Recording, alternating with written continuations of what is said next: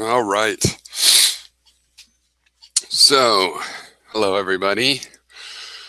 Maybe I'll see if I can. I'm trying to learn how to invite people. Let's see who's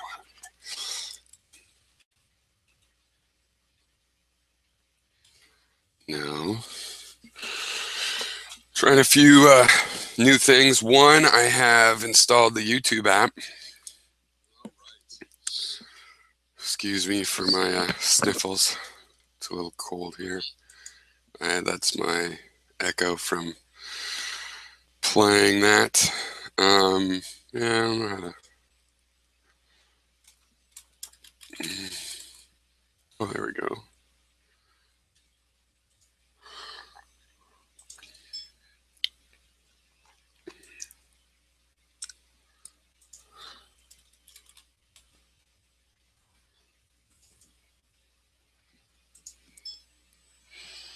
All right. So look, I have the YouTube app.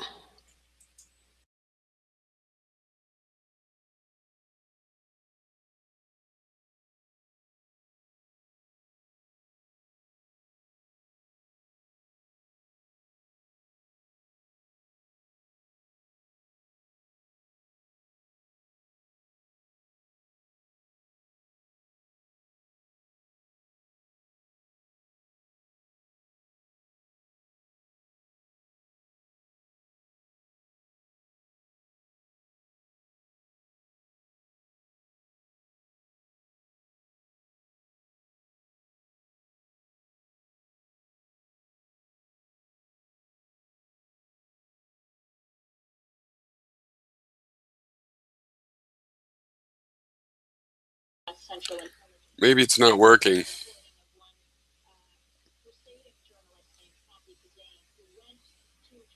I'm testing the YouTube app right now. It should be playing, but it doesn't look like it is. It's hard to tell because of the delay.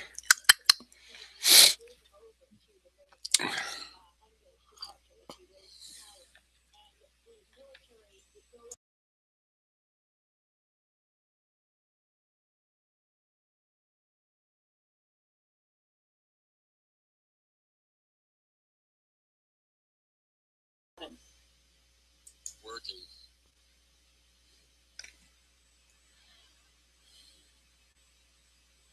Testing the YouTube app right now. It should be. Yeah, so it wasn't playing. I can see it on my screen.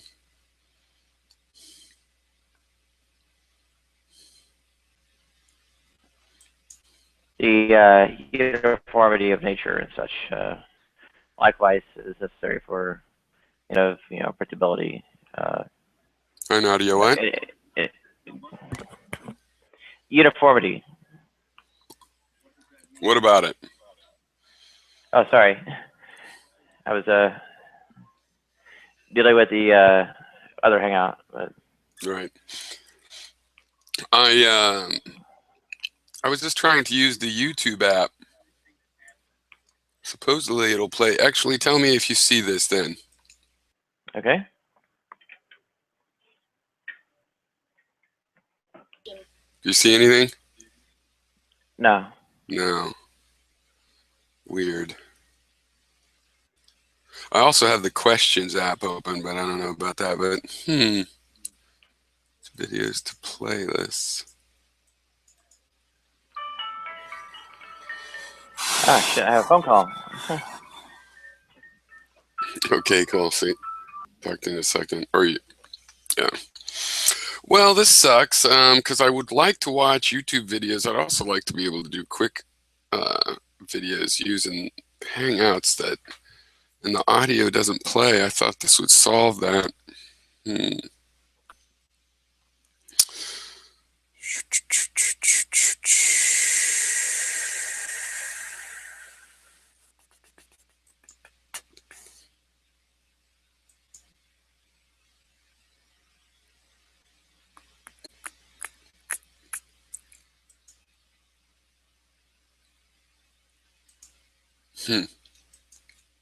Guess it's just,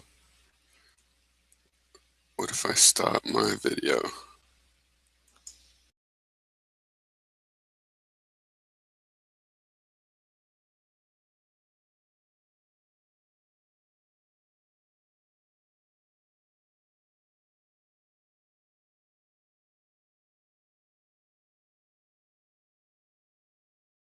So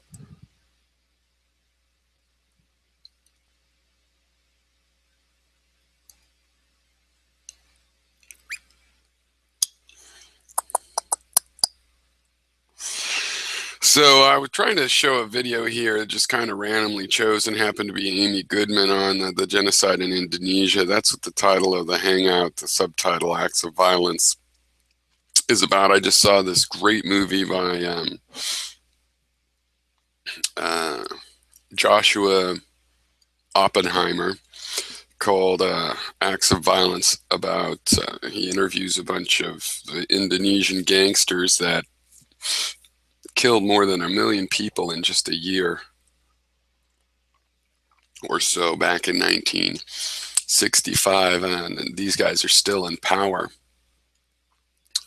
over there. And which reminds you a little of derived energy, right? And everybody believed this suicide bullshit, but such a corrupt situation, and these gangsters, succeeded and were rewarded for their actions. I mean, it's terrible. At one point, for example, they had to stamp out the Chinese or campaign or something like that. And the guys this one guy told a story about, he went down the street stabbing every Chinese person that he saw until he got way into the neighborhood and ran into his girlfriend's dad, who was Chinese, and he was torn, and he stabbed him too and hit him with the brick, knocked him in the ditch. And he's got another movie, I guess, that's he made at the same time, but separated out the footage, kind of a situation with the younger brother of somebody that was killed back then. And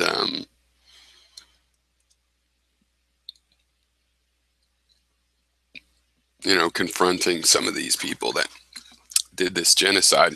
And of course, it has to do with realpolitik. And something I'd like to explain to and discuss both with Vic, for example, or people that believe, as Vic does, that people aren't really terrible mass murderers. And it's like, well, where is all the mass murdering done by governments? And we know there's ways to do it. There's like the people that can sleep at night after doing this terrible genocide you see in the movie, as an example. One guy, he just viewed it as war and all's fair in war and stuff. But he knows that they lied about the communists. He knows they killed all kinds of people. But he could sleep at night because of the story he tells himself. And that it was all war is all about, othering, and that those people don't really count. People knew about this was going on, but in America it was just reported as there was a civil war and the communists were losing, thank God. And of course the U.S. was complicit in this military coup and everything, and took advantage of slave labor. Goodyear supposedly took advantage of slave labor over there. People that were killed, and communists and whatnot. Let's see. Yeah, my audio is still working, at least. Well, I guess I should give up on this. Is it because other people don't have the app? I'll just search right now. So the other thing is science and discussions of science. And, the thing that comes to mind there is I'm going to type in this search about YouTube not working. Hangouts app not working. Not broadcasting. So there's one guy I followed, and he just keeps coming up with, vortex energy and gyroscopes, do these amazing things, and what they should be doing at CERN. And it's just like, well, you're bright. He happens to have an education in science, biology, which he got burned out of and decided, not to do it. He is bright. And it's just like, if you like the ways of nature, why ignore what we have studied so far? Take it into account. It's not a big conspiracy. Yeah, you can get energy. They've invented all sorts of ways to get energy using physics and ideas from physics. So why would you just kind of have to shit on science? I mean, you could certainly be critical of particular trends in science, particular sciences, and make all of your opinions well known.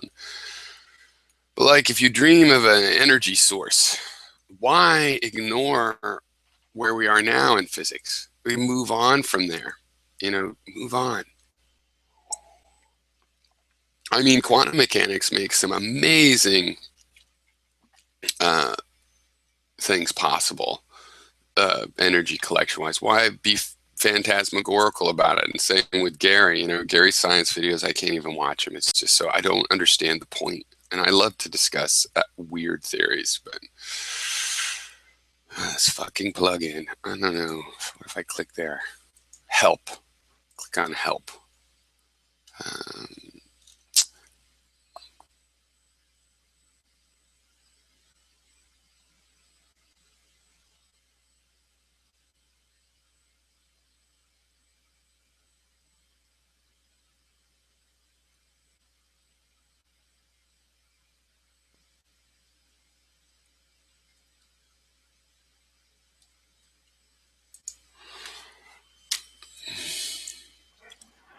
Oh, welcome back. Hello. Welcome back to yourself.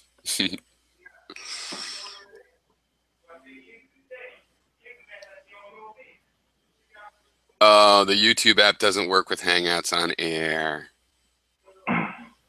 I see. I think they only don't work for the host. Anyway, well, it says it doesn't work in on air, so okay, I can't use it. That explains that. Oh, okay. That's too bad. That'd be a cool tool because when I play a video, it doesn't pick up the audio. I can use an open mic, air mic, or whatever, and but whatever. So I was just bringing up some issues. Specifically, I just saw this movie, Acts of Violence, about the Indonesian massacre, documentary where the guy goes and he gets the people that did the massacre, these gangsters, to, I don't know, he tells them he's going to make a movie with, they know he's doing a documentary, but he gets them to reenact, however they want, including some dream sequences and stuff. How it was back then, 1965, there'd been a military coup, and they sponsored a lot of paramilitary and basically gangsters, criminals, to kill like over 1 million people in about a year. So there's 1,000 guys that killed 1,000 people each, and ostensibly communist, but of course this put them in a position of power and corruption, and anybody could then be called a communist in a situation like that. What, Suharto? Yeah, but this just focuses on the guys that did it down, from the low level and then kind of climbing their way up. And of course, they're still in power. The military dictatorship is supposedly not in power. It's a democracy, but it's still the same people in power. And of course, the U.S. was complicit. This was the U.S. It was reported in the U.S. as a great thing, communism getting beaten back and whatnot, and then our companies go over there and use sometimes literally slave labor. I mean, people that went back to camps where they were killed. So, and I don't know if you were here, but when Vic was arguing with everybody about conspiracy and the fact that some of these interpretations of world events would make, mass murderers, psychotic mass murderers out of these world leaders. And he just doesn't believe that, our American leaders are really doing that. But it's so well documented how, if you just think of the Iraqi people as some sort of other, then, killing civilians, whatnot, that's always been the way that it is. But also this movie is just, it's not necessarily pleasant to watch. I appreciate the movie. It's not entirely enjoyable. It's really well made, but these guys made Nazis look, that they were worse than Nazis, the things they did, or in certain ways. Yeah. I took it with a grain of salt. So anyway, Nadia's obviously busy there. So, okay, the other thing I did was the question and answer app. So if anybody comes, then they can ask questions, which we will answer. That's the whole panoply of. Now again, if people are coming, and I did my best to invite people, I'm trying to be better at that. And if people are coming, they need to come because I got a lot of stuff I should be doing. But I decided this should be done regularly, like it was one of the things. So, but yeah, what's up with you? I mean, Nadia, you're in two things at once, right? What's up? Are you there? Yeah, two things at once. Yeah. How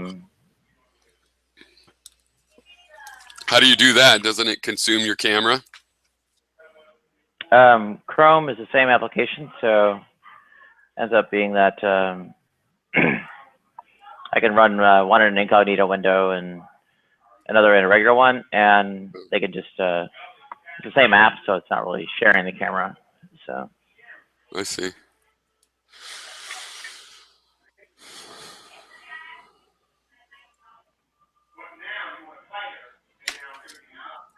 yeah, it's all Chrome as far as it's concerned. Yeah, no, that makes sense. I think some of the other ones, Firefox recently got a similar feature.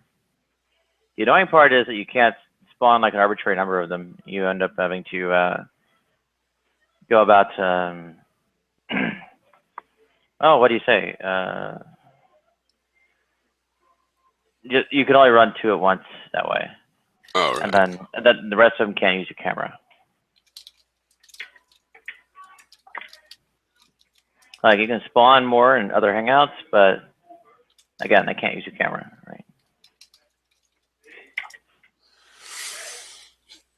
I'm sorry, spawn more in other browsers, but the other browsers can't use your camera. And it's ultimately limited by the number of browsers you have. You can do like an incognito window or the analog of it in Chrome, Chromium, and Firefox. So I can, in principle, do 6, but I can only have video in two on the same browser. So do you what flavor of Unix do you run? Are you running this on Unix? Linux? I'm running it on Linux, yeah. And what me It's too, on what Ubuntu. flavor? Me too. The I'm on kids Ubuntu, all but I hate Ubuntu. Like the Unity bullcrap is like, I'd rather have FUWM2 or something. I like Ubuntu, but all the young cool Linux kids, they all hate it. They all make fun of it. Oh, Slackware and stuff, but Ubuntu's great. I mean, in that the repositories are kept really well, and Unity, I'm over hating. It's getting to the threshold where maybe it could get really good. Some of the plugins, they're just not all there, but yeah, the what is it? Multi-page or whatever it is, affairs in it, like are buggy and lock up all the time. I know. Well, that's the thing, and so they sort of hid that. You have to install the package to even play with that. But some of them are a lot more stable now. I noticed because I was playing with them, and and when that does get stable, then maybe because we lost a lot of flexibility. I mean, like it's silly. I don't like having to click that Ubuntu button, search for things, but I don't generally. I open a terminal and start everything from the terminals. So yeah, if I had some kind of, I don't know, installation media backup and such, I'd just back it up and install it or something. Because of Unity, is that what you said, or is there something else? Yeah, mostly Unity. Yeah. Yeah, I was thinking of getting that Mint or whatever. Mhm. Yeah. Well, But as far as Slackware and all of these other ones, I mean, I don't know. I mean, it's really useful for me. I mean, I'm training people right now in Linux, and mhm. you know, it's really useful how easy Ubuntu is to install everywhere. You can always have put in your media and boot the machine from that media and see if the machine likes, you know, and it does really well at discovering everything. So, I I mostly don't care.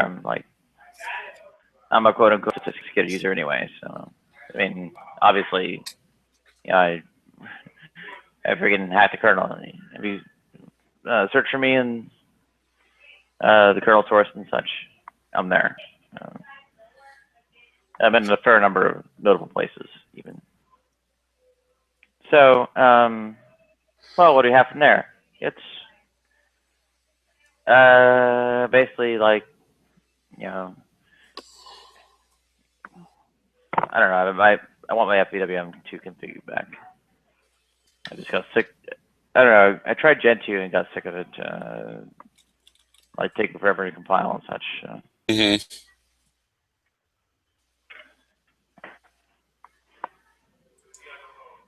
Yeah, I never used FEWM.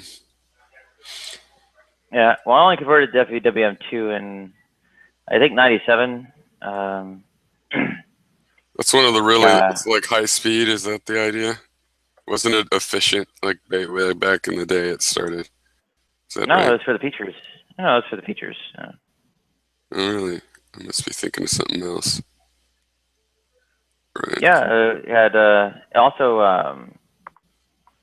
well, FEWM didn't really change its feature set so much, but yeah, FEWM1 wasn't really ported anymore, so I had to port my config to FEWM2, and well, I've actually lost it since, but anyway, it kind of ended up getting displaced, and all my hardware went.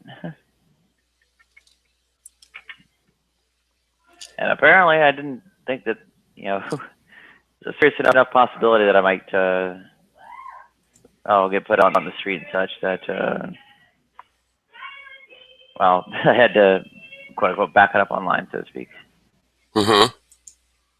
What do you mean? What's that all about? You mean recently? I heard you were looking for work. Yeah, I'm generally looking for work. Yeah, there's that's not recent. That's Right. late 2009. Oh. Technically, there was kind of a number of kind of like fallback things that ended up, ultimately all falling through. So, like I shacked up with some guy to get off the street, my quote unquote husband, and he ended up dying, uh, and while I was, caring for him, while he was dying, there went the job because of course, I had my own medical thing that was before the waiting period after medical leave for FMLA protections expired.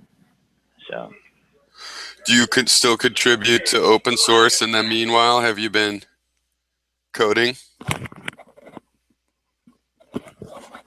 I've done a few things here and there, but they aren't really contributions to other projects. Hmm. I wrote some kind of like number crunching stuff that was involved with like weight loss and diet planning and such. There's a huge amount of there's a lot of work starting up again. If you ask me, I think there's another. Well, like for example, the sort of Internet of Things, big data slash just data in general. Some estimates that it's going to be add for like $14 trillion of value to the economy in like the next 10 years, which of course it won't cost that much. That's why it's good for everybody. But you know, that means there will be more and more investment. I think there's more jobs. There's also a window opening up on people that actually know how computers work, because things are changing fast enough that um, just being an expert in one thing has become dominant, you know, and people, not even Microsoft stuff, but one particular area or one kind of product where they customize to Django, and they can be less expensive. But really, those people, they're still going to be necessary, but it's left a vacuum of people that actually can build the bottom layer of the stack, or even better, this full stack where they can build everything all the way up to an interface to use a low-level library, you know, low-level libraries with an application that uses them and an interface to communicate to it all. There's surprisingly few people that have nurtured those skills in the last 15 years. So I don't know. It's probably good to work. Also, I mean, I was able to do this remotely so far, which is another big thing, because before there's been jobs, but you have to move, and not just move, but keep moving forever every couple of years to keep where the jobs are, where your job is. That sucks, but yeah. So one of the tricks is that I mean, I'm not exactly incompetent in user space, but I don't have like reconnoiter or working knowledge of like various middleware. Sorry, the middleware stacks, and you end up calling out to. So yeah. Well, no, there's two things I was saying. Yeah, one is full stack or more level, but there's also a command line world that was never going to be eliminated, that Windows has ignored and is bad at, that Unix is there for taking over, and it's the world of data processing. All this, every little device in this internet of gadgets is spitting out this data, and has been for 10, 20 years in some cases, farm machinery, certain washing machines, you know, and nobody's consuming that data. And the people that consume that data don't need GUIs. And the machines they work on don't even have X installed, you know, and you run, well, I mean, you run like, Python is the stack I'm involved with, SciPy, but there's also a huge amount of R stuff. Julia is big, and of course C++ and C is what's really being run. All these languages are really just interfaces. You know, when you're running number crunching in Python. Numeric things need Fortran to, or use Fortran. No, a lot of the libraries are Fortran. Well, yeah, less and less. They're really being compiled. I know Fortran. I know Fortran.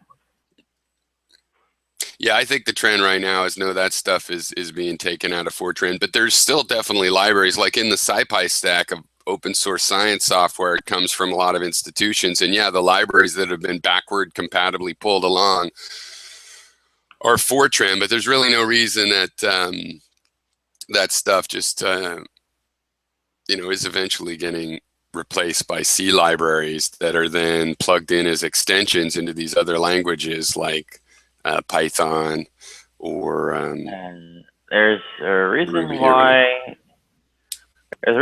C is less efficient. I think it has to do with like combinations of like aliasing and traditionally, but if you see traditionally, depending what kind of C code you write and depending on what kind of Fortran code you write. So yeah, there is in principle that, but it's only a few percent different at best, and in actual implementations that's not the case. C is fast, and a lot of the stuff anyway now in that is in Fortran. For example, I worked in astronomy, and there was a bunch of Fortran libraries. It is cross-compiled to C. They use F to C, and then compile it, so it goes through C. So yeah, well, I mean, there is no reason to keep Fortran around, really. I mean, I've been writing Fortran since the '80s, but not as much. Not as much. Well, again, if the percentages, the differences matter, and they actually can, then you care. That's more for like big iron, long warranty computations where the thing's going to run for like a few months. Could be another week, right? But no, I disagree. I mean, because here's what I think has happened is, one, if it's going to take you an extra 6 months to write that code, it's not automatic that having it be run a few percent faster will help you in any calendar time. Two, people don't write better Fortran. That's just not true. The Fortran that people write is generally not that great. No, it's not that people write good Fortran. It's that the language has, you know, various kinds of restrictions that prevent it from having certain I mean, we could look them up. If I searched my memory, I'd probably remember what they were. Well, I've been through this because I've been doing data processing, number crunching, data simulations since the 80s. And so, yeah, I understand what you're talking about. You can't pass around derived pointers, right? It's something to do with that. At most, you need one check to see if the arrays are identical, right? Need derived pointers. You can't, or not an issue. It can't alias if they're not identical.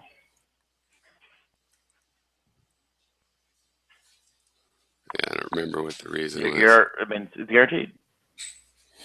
So you can pass them all by reference, and it all works.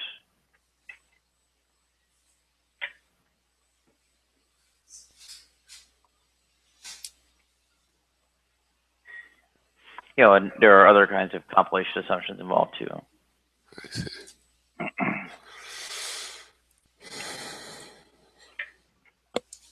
And basically, you know, the less kind of the fewer addressing features in Fortran are the critical point involved with, I guess, optimizing a radio reference. So that's. So the thing is, why do you think there's this huge SciPy stack using Python wrapping libraries, which can be C or Fortran? I mean, because surely using Python, I mean, there's no doubt Python is very much slower than C or Fortran. Yeah, how do you explain that that's going on? Accommodation to the programmers. I mean, programmers are, well, I mean, for one, I mean, what is it? What do you call them? Like, you know, thin layer languages, whatever you want to call them. Mm-hmm. They're error prone, right? So, you know, things that are kind of quite a higher level are less error prone, and then you go from there. Yeah, and it's more flexible. It's easier to experiment and put things, refactor them into different shapes. And if you go into, you know, statically linked land quickly, then you're pretty much running. I was just reading that. You're pretty much running C anyway. But I think that. Yeah, in my experience, I mean, I was programming in C when we were all having the big debate about C++. But then again, you don't have to do the slow things in C++. Certainly some things in C++ don't cause slowdown. I mean, just compiling C code with the C++ compiler does not cause a slowdown, for example, in the trivial. So yeah, but I think that what's won in the long run is that I've never actually tried to write high-performance C++. I'm not even sure what the slow things are. Well, like the I/O, the whole I/O, doing streaming I/O for strings, that's really slow, and so that's a way to slow everything down. Yeah. But or just anything, you know, when you start using classes and you have to keep in mind it's got a virtual table, it's looking them up, they could be hard to look up, it's got one function table, but because of multiple inheritance might be split up different ways, you know, you can't go straight to the memory, you know, like in C you can memset a structure, you can't memset a structure to zeros in C++. So you need to have the, you know, and it's going to call all these functions, you know, possibly deeply nested, possibly looping, thousands of objects are being created, then there's all these functions getting called, maybe just to zero a couple things that in the old days you would have mallocked a huge area and zeroed it all out. So it does end up getting slower. Any language that's higher level, you know, allows you to do that kind of stuff. But I think what's won in the end is time of development and the ability to organize things. I think the way object-oriented behavior works in Python is more what's really was envisioned by object-oriented rather than doing it at at a low-level language, in my opinion. Well, what is the lifetime of, I don't know, some kind of, you know, programming construct like a application or a kernel or whatever? How long does it live? Longer and longer. I mean, I don't know. Now we're using these Unix commands that have been around, what, 40 years? So depends. Well, let me back it up a little bit further. IBM's VMESA. When has that been around? It's still around. Mm-hmm. That's 1960, isn't it?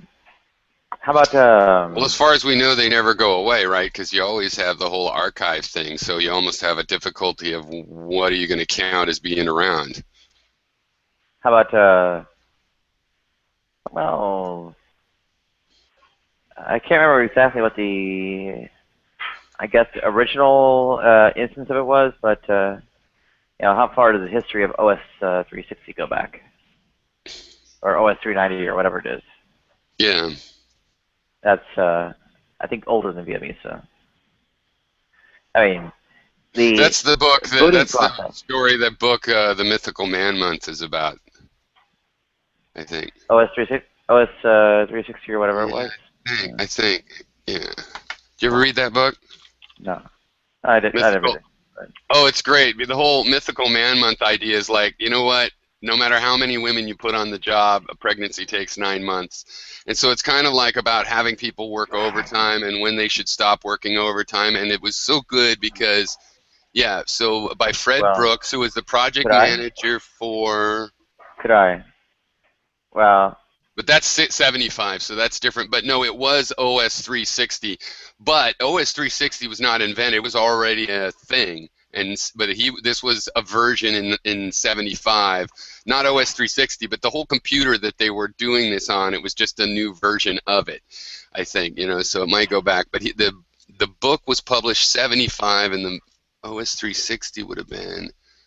I guess it could have been in the 60s. Anyway, I won't waste time looking at it, but it's a really good book about how you can't really work programmers to death. It doesn't work, and you can't, you know, pretend that you can double speed with double the people. It was one of the first things on why are we getting it so wrong when we build software. So, which now it's all this agile development, which I think is a good thing. Like Scrum and... All right. So OS 360 itself was 1956. 66? 1966. But there were a series of stopgaps introduced prior. There's BOS 360, which... I never used any of these machines. I used VAX back in these days. Yeah, BOS. Well, not these days. I wasn't around, but in the 80s, I was using VAXs. I never did use any of the IBM ones much. Okay, BOS is 1965. TSS 360 was, let me see, the time-sharing affair plans. Let me see. What's the coolest computer, in your opinion, you ever used? I would say probably an SGI Altix. Oh yeah, I forgot about that. What was that? I used an SGI graphical workstation. I don't remember which one it was. It was in the mid '80s. SGI Altix. I'm gonna to. Okay, I guess TSS was 1967. So we're talking about 1965. That's 50 years. I forget the name of it. Yeah, the Silicon graphics. I forgot about them. Those were great. Yeah, maybe that would have been good. I was going to say the Cray. I got the chance to work on a Cray XMP and YMP, both in COS and Unicos, and that was fun. But back in the 80s, working somewhere with a graphic workstations, I also used this GE one. We had a GE one and an SGI, and the SGI one was definitely a cooler machine, but the GT one or GE rather was a Graphicon. It was more powerful, you know, specs wise, but and it was full on Unix too. I forgot this. Yeah, that was cool. Are they even around anymore? But you're gone. You got She got jealous because I worked on the Cray. Sorry, Nadia. I know I was ghosted. Most people don't know what a Cray is anymore. All right, well, I got work to do, so bye, you guys. There's nobody here. I mean, nothing personal, Zoe, but you're just a notepad there. Are you saying stuff? K8 parenthesis 18er.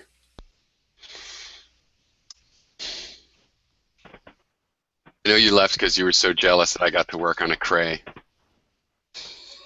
Just kidding. Oh, sorry about that. No problem.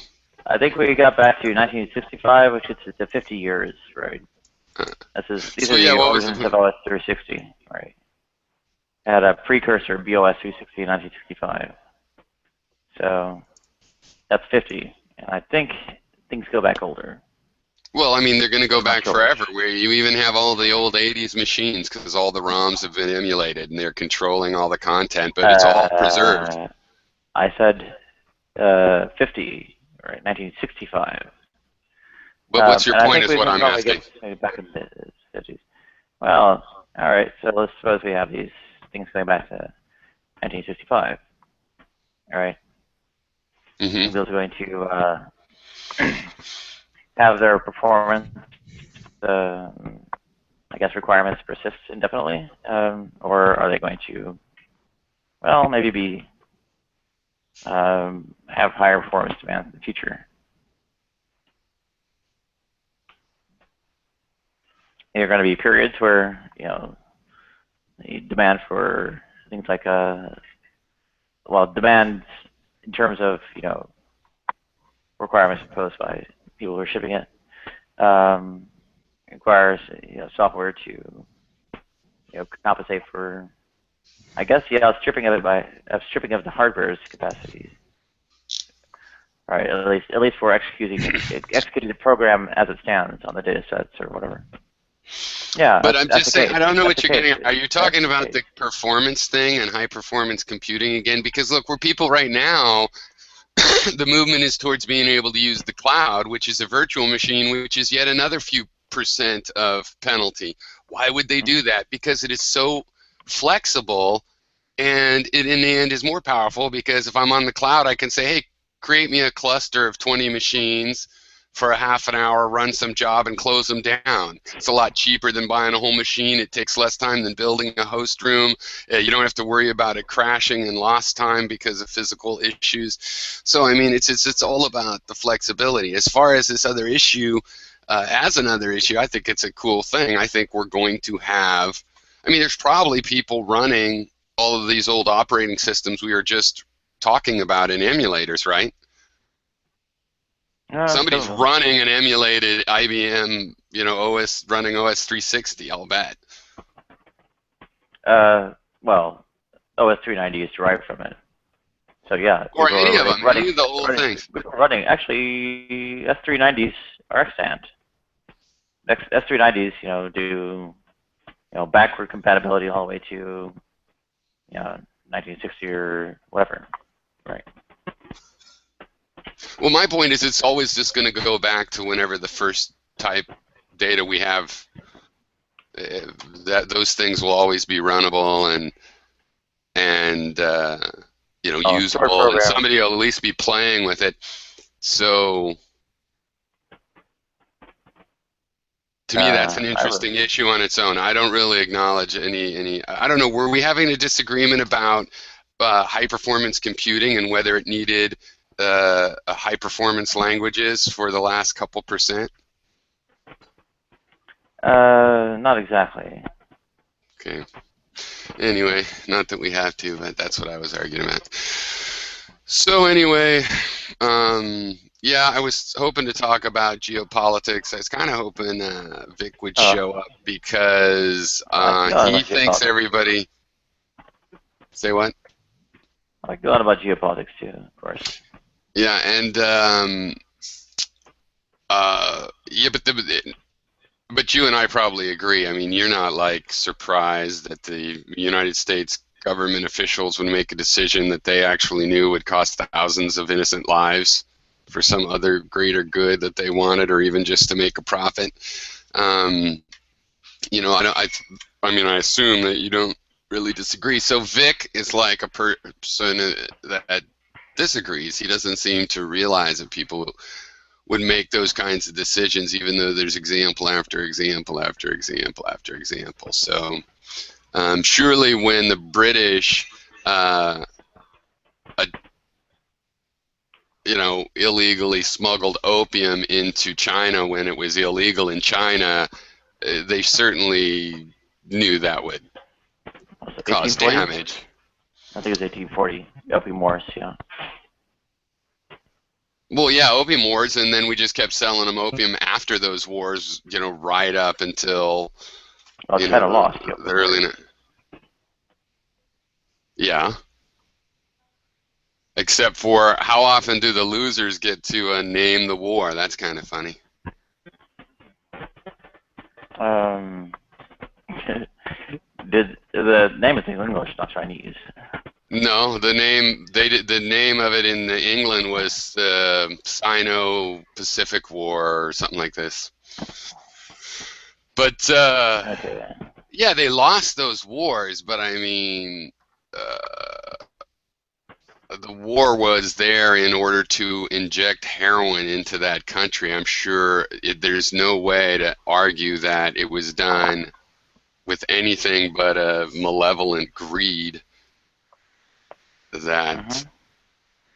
yeah. So, but Vic doesn't believe that kind of thing, that people like in the government, that Dick Cheney would be like, well, I'll make a lot of money for Halliburton But Piro, do you know the real Uh, reason why they smuggled sold opium to the Chinese? to get the silver. Yeah, and because the yes. Chinese their manufacturing was better. So the Englishmen had nothing the Chinese was interested in, Yep. and they had to make a positive balance. So it was a very genius thing to do. I mean, go from India, take the opium there, and then suddenly you have the triangle. So Yeah, and it was mostly the Americans that were actually boating it in because of various issues with law Yes. on English merchants. So a lot of American wealth. And the founder of Skull and Bones is Yeah. made his fortune from that. What was the name again? I forget offhand. But Was it the Russell family, I think? yeah. Russell. Yeah, that was it. And then that's the Um, same group that Warren Delano was involved with. That was FDR's granddaddy. But anyway, these events are, they're a mixture of willful ignorance of what's going to happen, but often it's not a forgivable kind of ignorance at all, because it's not that they don't know thousands of innocents will die, it's that they don't care. And so, for example, the Indonesian one, it was reported in the United States TV news and whatnot as, a civil war where the communists were losing. Yay! And the CIA, that's of not course, really what was was giving going on. CIA was giving a blacklist for Suharto to go around killing. Yeah. Yeah. And there was not really a organized insurrection. It was basically just, Suharto's quote unquote army or police or whatever going around just flat out killing everyone on the list. Yeah, So it's well, it turns out 500,000 long. this Five documentary. hundred thousand long. Right. So. Yeah, there was over 1 million killed in the end, which tells you something right there. But anyway, yeah, well, this documentary Acts of Violence is interesting because it shows a lot about how that was happening. And basically, there were these paramilitary groups, and still is this one kind of a Nazi youth kind of thing. And And just gangsters. I mean, people that call themselves gangsters. And they tell this story that the word gangster comes from the word for free man and stuff like this. And so the military was providing the lists, and some local people, like people running local newspapers, were providing the lists. And then these gangsters were going out and you know, killing 1,000 people in this period. Each. Thousands of them. Thousands killing thousands. What was that? I was just going to look something up. So Baltazar, the thing is, I was hoping Vic would be here and we could discuss a little bit about this position of his, of that surely our leaders, well-educated leaders, would not, you know, just make these decisions that would essentially make them mass murderers and psychotics. Okay. There's no disagreement here, no. So. Yeah, that's the problem. So the thing is, I guess my deal is that it is so worldwide that, like, sometimes people are pointing fingers at the U.S. from France or from, and it's like, no, no, no, no, no, no. Anybody in the Western world certainly has its own nations and empires to have dealt with. We've all done it. Plus, it's all of politics.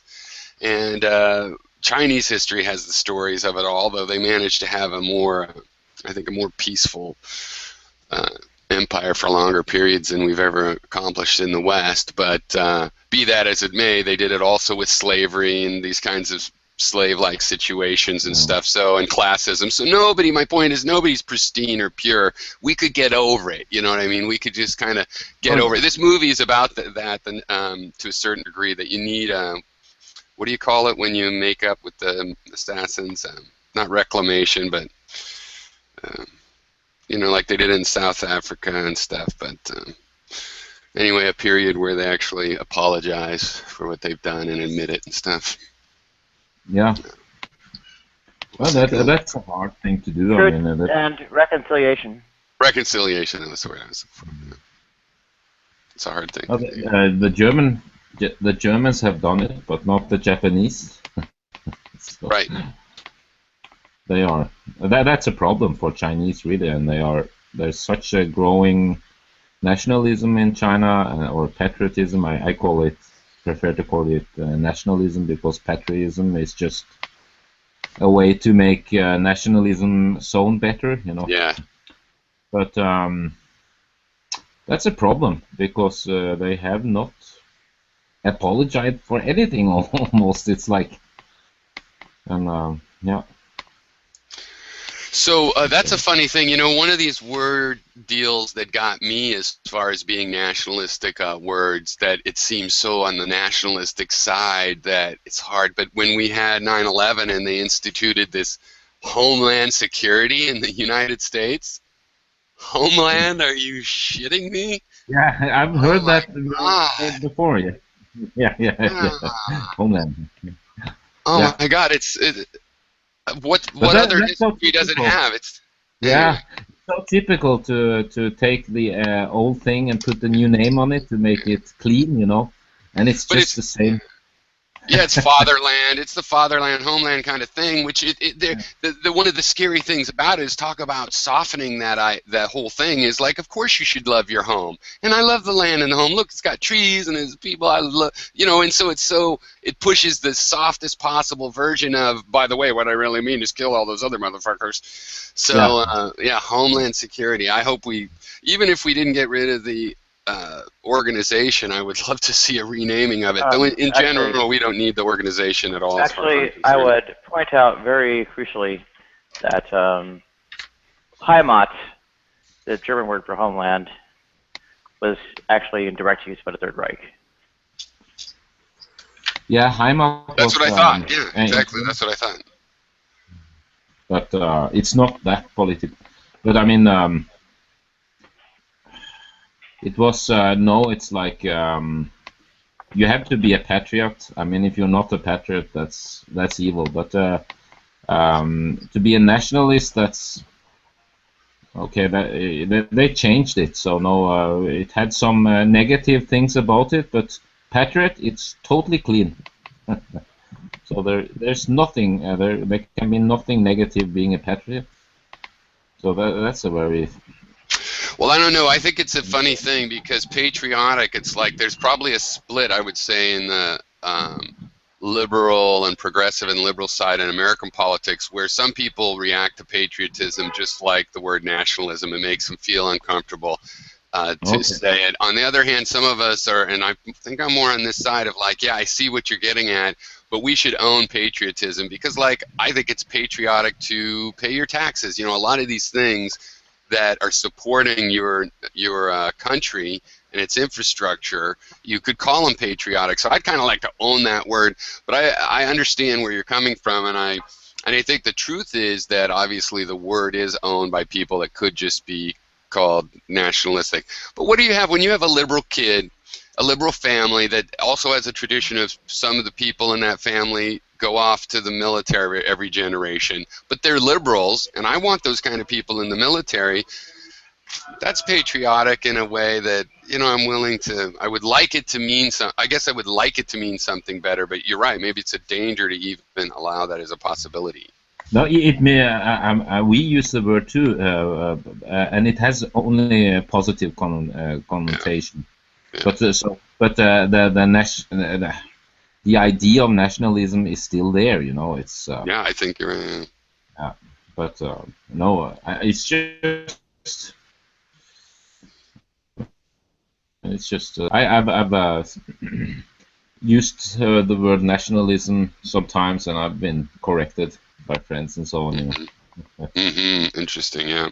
But, I mean, it's just a thought. It's I mean, it came up in Romantic, and I've read a lot about it. So it was like, you know, that's. And we had you mean I mean when we have words like nation building. Yeah. So, and that is a clean thing. I mean, that's what everyone engages in, and but I guess it's When have they ever succeeded at that, except for in after World War II with Japan and Germany? It's the only examples ever of actually helping out the country, you know, the conquered country, make sure they recover, and in such a way that they're not really a threat anymore. When has that ever else happened? It's like that's what we should be studying, because out of this history of thousands of years of war, occupation by states that thought themselves as somehow benevolent, states that were like, we're not even bothering to be benevolent, the whole gamut, churches doing it, all kinds. Those are the only two cases I know where the local engineering and even companies that were like Subaru that built aircraft during the World War II for the Japanese, they were allowed to rebuild in a new system that was actually set up to democracy with a minimum of signs of occupation, compared to the tradition of how the Philippines or other places are occupied. And yet we don't want to do that. And we know that. It's one of the few things they teach in American history class for young kids accurately, is that, the Germans got such a bad deal after World War I, and they, this basically made a breeding ground for someone like Hitler. So after that, World War II, instead of just reparationing them to death, we help them and allow them to rebuild their infrastructure, in turn for us getting to have big military bases. So it's not like we didn't get our geopolitical gimme out of being quote-unquote nice. And in the end, not only is it cheaper, but those become powerhouses that help the whole world advance, continue to produce technological advancement. So why do we not want to do that? How is that not the lesson?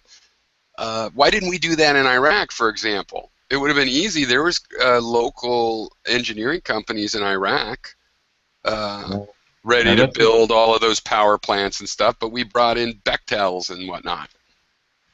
Yeah, that's a very, very good question. Yeah, because these guys know. These guys, some of them were kids at the end of the war. Some of these people that made these decisions, they know all these stories. We got some of these stories from them. Some of these guys were the ones talking about Quagmire in the first Bush administration. So they obviously know. And this is that thing we're missing Vic for, because it's like, how can that not count as they obviously know how this stuff works, and they decided to do it this other way, and that is known, not to. It might work in some sense, but it doesn't accomplish these goals that we all buy off on. They told America we're going to go in there and help Iraq. Yeah, that's. How do they get away to keep saying that stuff?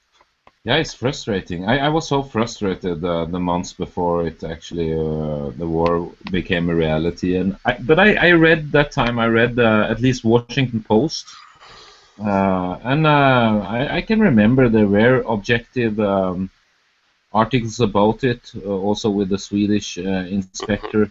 Yeah. So there were information about it. I mean, it was not only live. Conflicts. Yeah. Hans Blix. Yeah. So Ann Ritter, both of them. Me too. No, that's the thing. It happened in the era where you could get the real information, and even in the old days, you could get more of this real information if you knew certain outlets and stuff. But now you certainly can get it, but the selection bias, of course, is still there. But there were in my country also there were many people that thought it was right. And it was a little bit like moral issue, this bad guy they had painted. I mean, he was a bad guy. He was like not a moral man. So I think that also may have played to get public support for it. Because many people, I mean, this is what to say, sadist. Why don't get rid of him? So I don't know. Well, I think people misunderstand or underestimate, rather, just how much like criminal organizations some of these situations are. And the thing is, it seems to me that when you have a CIA or the I don't know what you want to call it, but all this hegemony of the modern way of doing empire taking over a country, Iran or Iraq or whatever, they want a criminal in there. It's just like, they say made men in the mob or whatever, that you have to do a murder, that they've got that on you. If you screw with them, one of the things they could do is go ahead and get you in trouble for the crime you committed, make you look bad. When you come out and say, hey, they're doing this thing wrong, or here's what's really going on, they'll have your crimes on you to discredit you with. And so it's all intentional as far as I could see. They put these people in power, then they tell us he's a bad man. They were set up to do that as soon as he became a problem for them. There's Noriega. There's one Christian on G Plus, young Christian. I think a criminal element, is it? Oh. Wait, were you talking to us? It was getting windy. Yeah, see. I said I think the criminal element isn't for the sake of that, for the sake of cooperation with their other efforts. They can manufacture all they need. I mean, basically, they can just lie. It's easy enough. Yeah, so the criminal element comes about from needing to cooperate with, like, drug affairs or death squad affairs and so on. Go ahead. Nadia, Arcane, perhaps you don't know him, Puro. It's a hardcore Christian presup, and he's a young guy, and his icon is Gaddafi, and he's a Christian, and so that's so funny to see, Gaddafi. And I asked him, why did he have Gaddafi there, and it's such a. I mean, when I grew up, he was the Hussein, he was the bad guy. Mm-hmm. And now for young people that haven't, known him since after, I don't know, late 90s, he's suddenly, someone to look up, a hero. I missed that one. It's just a guy who use a Christian that use his picture as Yeah, no, I God. get it, but I missed that. But I guess also with the whole NATO invasion over there, there could be a lot of social stuff that I've missed because, of course, I grew up with the whole Lockerbie stuff, and yeah, I'm not a big Yeah. fan of Gaddafi, and I'm totally willing to, like, I am a big fan of the Iranians, but anyway, I wonder about what you think about this theory, Baltazar. So the thing is that I think is, we'd like to often say that the government got corrupt or blah, blah, blah. But really, where did they come from in the West? You have Athens. It's a perfectly acceptable business plan to get together enough money to hire horses and men and then go rape and pillage and steal. And that you come back heroes. That evolves into, let's not even go out this year, except we'll just collect the taxes. You don't have to fight anymore. In the city-state. Then the city-state doing this in such big periods and taking over areas and taking over other city-states, you get the formation of this concept of a nation. Now, that was a criminal enterprise, and I don't see how that, at what point in history did it get taken over by the moral people that were just looking out for everybody else's best interest? When did that ever happen? It never did happen, ever.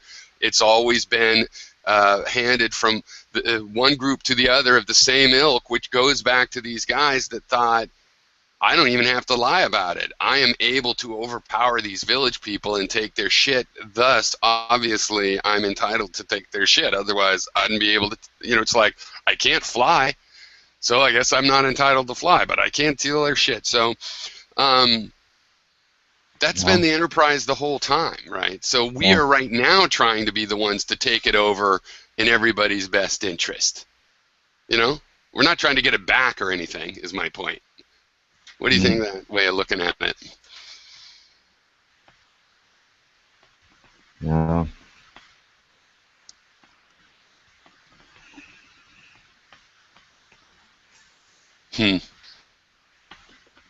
Did I lose you or just two? Are you there? Yeah, it was a little bit too many threads there. Well, okay, can I try to go step by step? So starting in Athens, you know what I'm talking about in Athens. Perfectly good business. Get 100 guys together or 1,000 or whatever. Oh, Athens, you mean Greece. ancient Greece?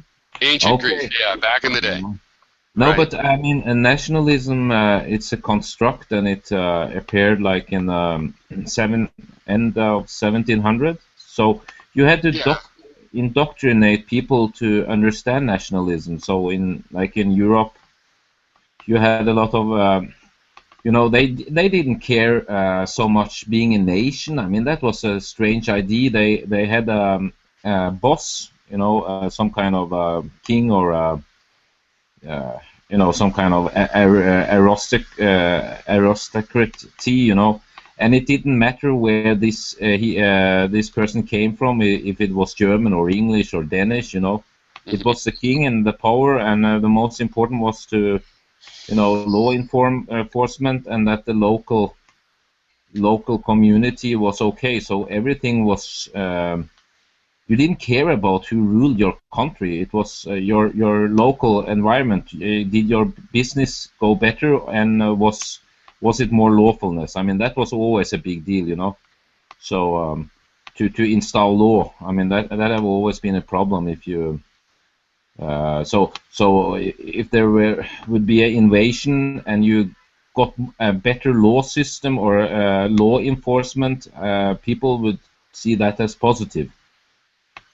But this national idea, that is, I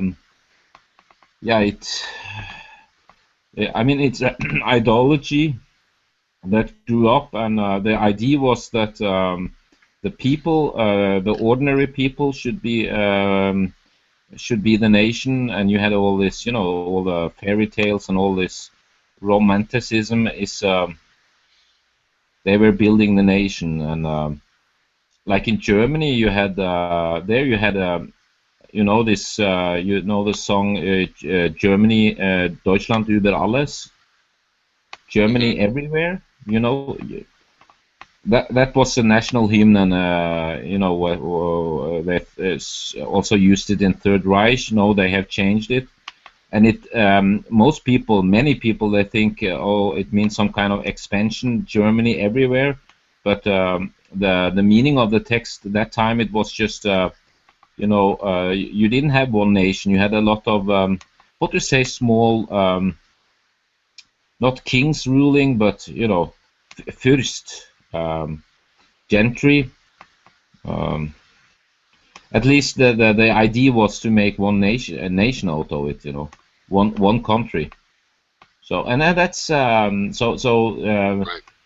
national is actually in many ways very pretty young thing to have, and the Right. same with the military. So before military, you had a mercenary army. You just lend it from another country or something. And then with Napoleon, I think he was the first who got installed the idea that every man had to serve its country and die for its country. I mean, that was also not, at least at that time. So, and then you have, I guess, the democracy also grew up from it. So that's something positive with nationalism. That I think the democracy is born out of nationalism somehow. Yeah, exactly. So exactly, that's an interesting part to point out. Yeah, because Yeah.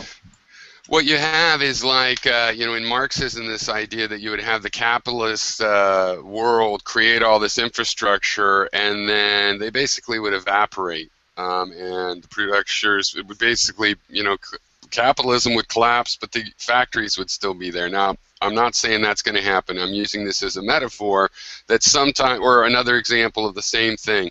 Nietzsche ended up saying, as much as he was against Christianity, that it built a structure within which you could do the next thing. It was necessary, for example, to create this nation and have nationalism and all the bad stuff in order to get, hey, I want to vote and get democracy.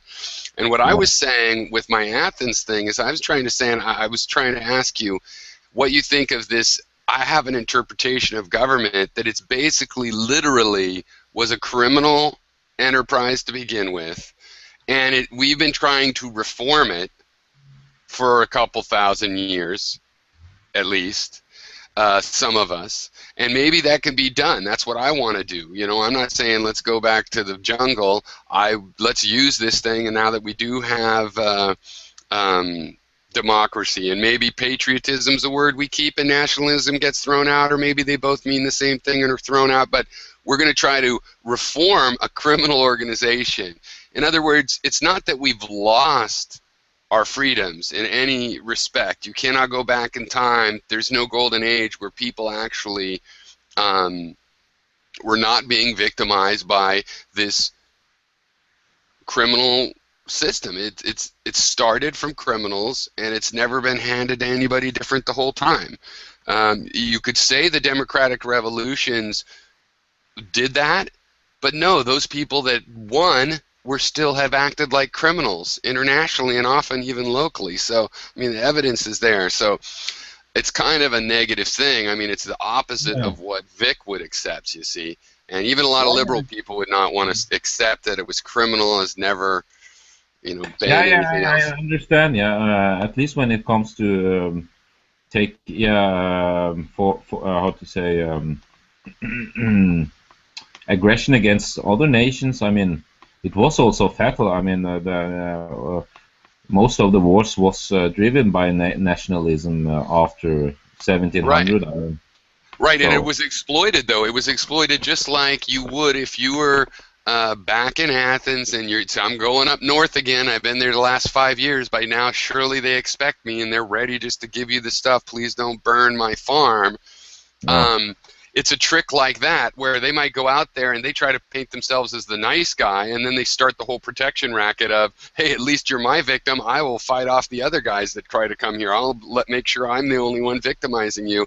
And and the nationalism was exploited that way because it's a way to get your victims on your side when you want to send them to war.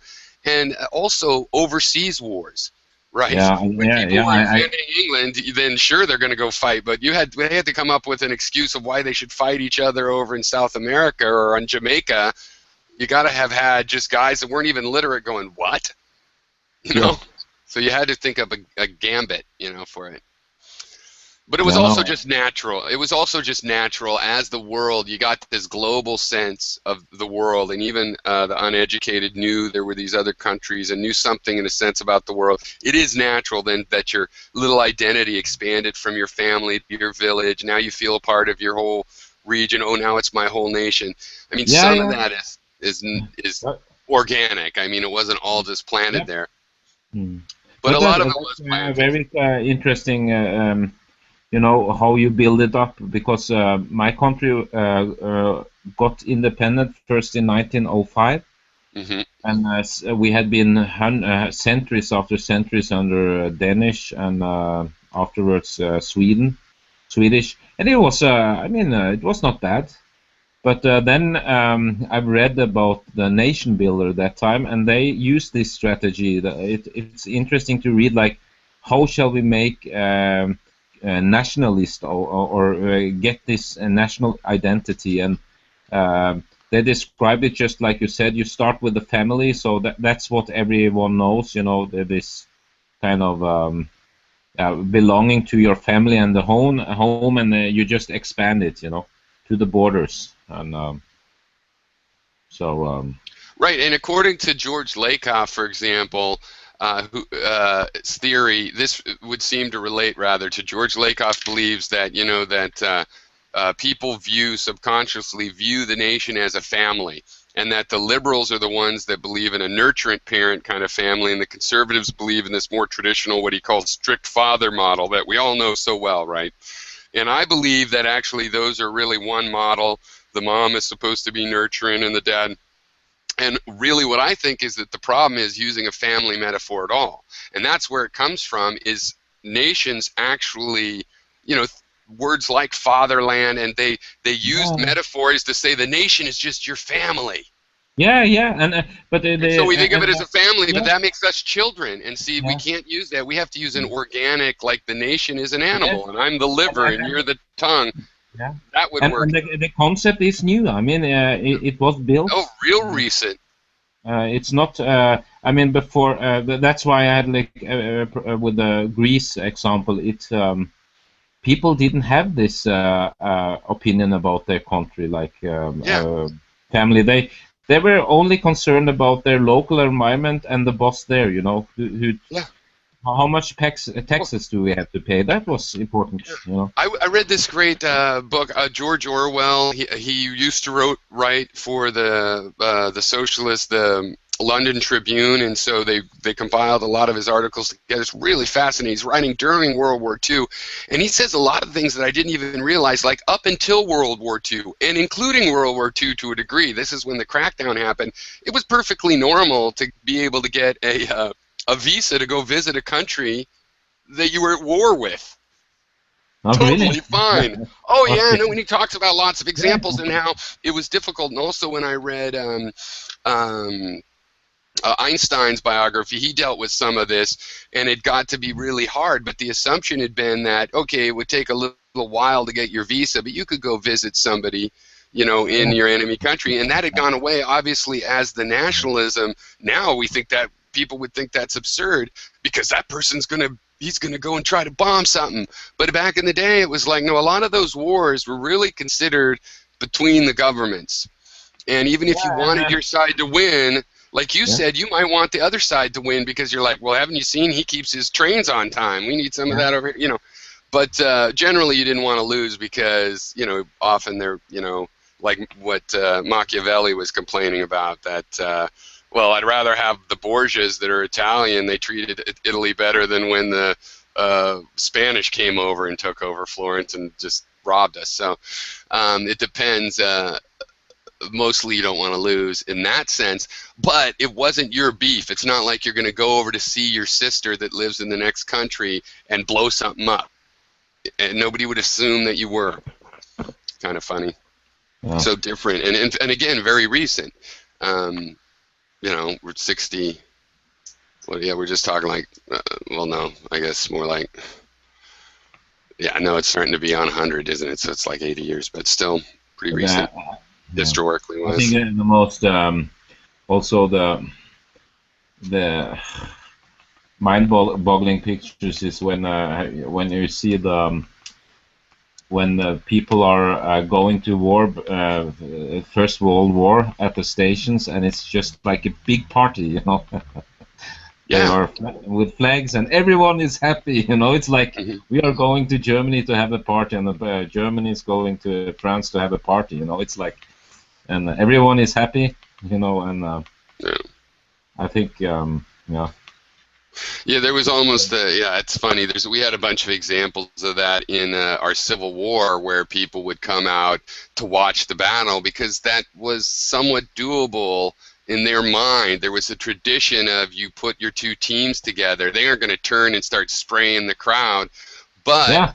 the thing in the Civil War is it did end up with it being one of these wars where you know, they invented because supposedly even in the Revolutionary War, guerrilla tactics, and it was so chaotic it was not safe. And even though the soldiers weren't necessarily going to run up and shoot all the ladies and children that were watching, they're still going to get stray fire. It was just too chaotic. It wasn't two lines facing each other. It was a bunch of guys hiding in the woods shooting all over.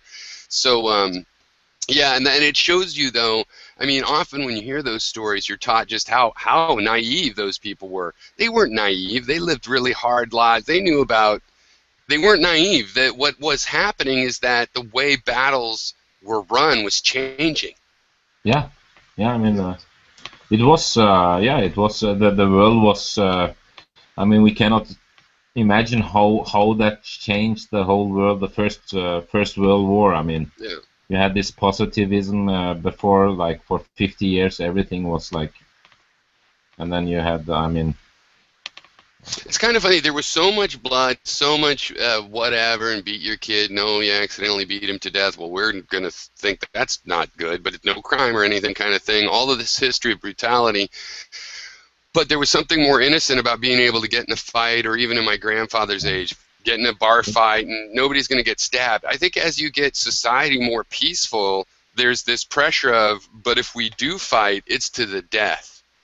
You know, and I kind of feel that way. I'm not into recreational fighting, so if somebody picks a fight with me, I'm not automatically, you know, as far as I know, it's to the death. You know what I mean? So there's a pipe, I might hit you with it. yeah. It's like, because there's no, Well, you're going to like me after this, because why are you even in it? So we've had a more brutal 20th century, even as we did successfully take a lot of brutality out of our life or how we treat children, and yeah. gradually we got rid of slavery, or at least to a degree and stuff, and yet we got more brutal. And you know, it's kind of a thing of how much more brutal do we have to become. You know, I mean, here torture, you're a similar age to me as far as when we grew up there, so I was really surprised that torture got back on the table. But it's an example of this, is like the more peaceful you get, then some of these crazy violent ideas like torture, maybe we got to come back to the fore at the most odd time, you know, because I grew up thinking torture was a thing. Yeah, we knew the CIA did it and bad guys would do it, criminals,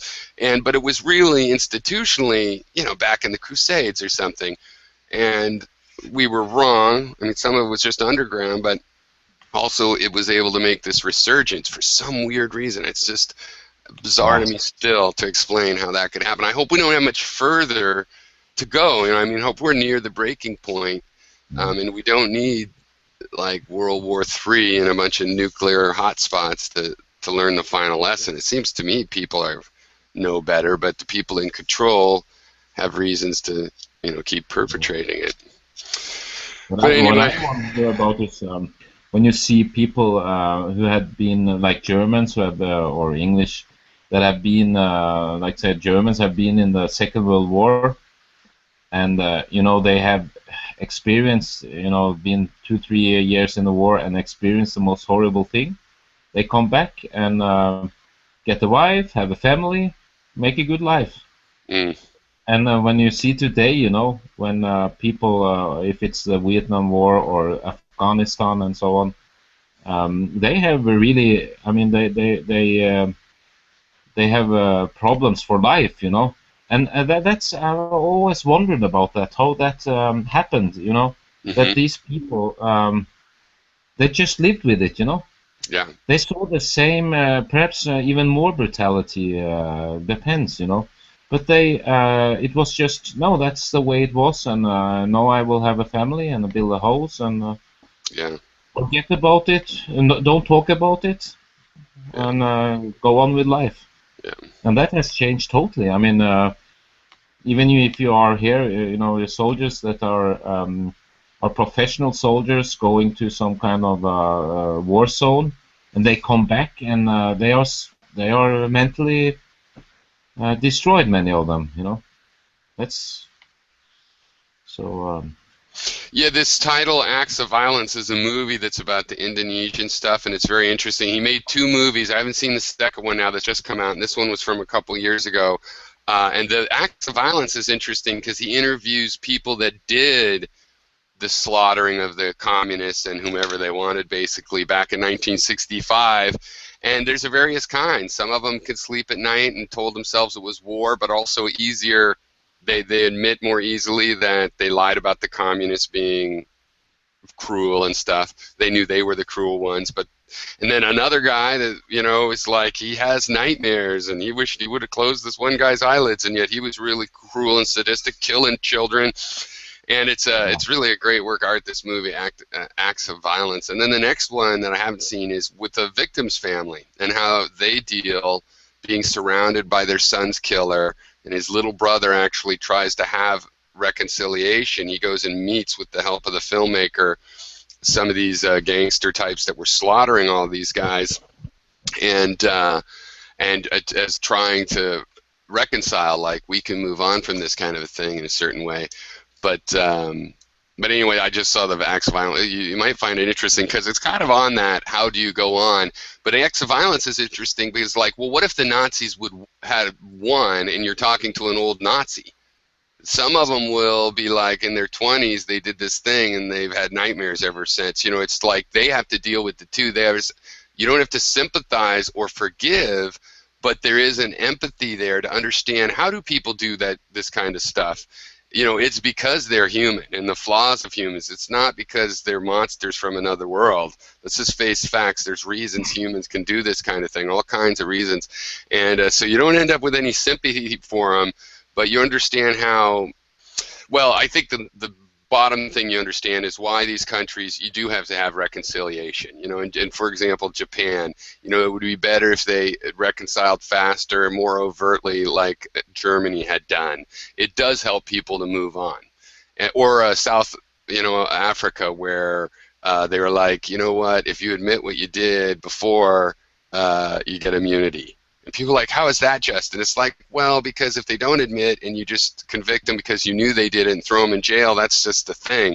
If the news all comes out of what happened, that's the closest you're going to ever get to justice, because you can't bring those people back to life or anything. So, and then it was really sometimes beautiful, right? There were people that knew they had immunity, and then when they acted sorry for what they did, they weren't doing it to get a lighter sentence. They might do it to make people feel better, but you saw people that really realized, I didn't know what I did was wrong, and now, of course, I see, like, I'm cured of that, and there's something really to that that's powerful. In other words, not even demonizing the monsters. Whereas this Indonesian example is like a really hard one to use, because these guys tortured worse than Nazis, stabbing babies in front of mothers. I mean, just all sorts of, like, unforgivable. There's no two ways. It's not forgivable. This empathy is not about forgiveness. It's about, like, how do we go on in the world? With us, have done this so many times, But anyway. Well, I got to get going back to work. I only had an hour and a half today. Thanks, Baltazar, for coming in. I appreciate it. It was good talking to you. Yeah, and we're going to try to note if I figure out how to get people all in at 4. But yeah, nice talking to you again. Hopefully I'll see you next week. Bye-bye.